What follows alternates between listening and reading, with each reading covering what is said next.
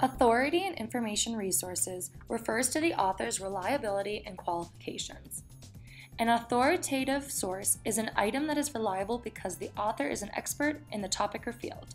It is important to keep in mind that an author may be an organization, company, or institution, rather than an individual. The library collects and provides authoritative sources so students and faculty do not need to be as concerned with evaluating authority. This is why we subscribe to so many peer-reviewed journals. These journals are full of reliable sources that can be used for your research. However, when you're searching outside of the library's resources on the internet, you'll need to be aware of ways that you can detect the difference between unreliable sources and authoritative sources.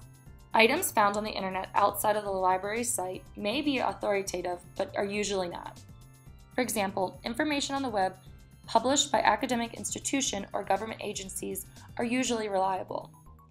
However, other sites, especially ones with .com or .org domains, need to be evaluated extensively before you incorporate the information into your research. If you want to evaluate a website or author's authority, you'll want to consider the author's qualifications and background in the subject, the currency of the information, references and other sources cited, and if there's any evident bias. While you're evaluating the authority, you'll want to ask yourself, who wrote this, what are their credentials, what organizations, institutions, or companies do they work for or are affiliated with?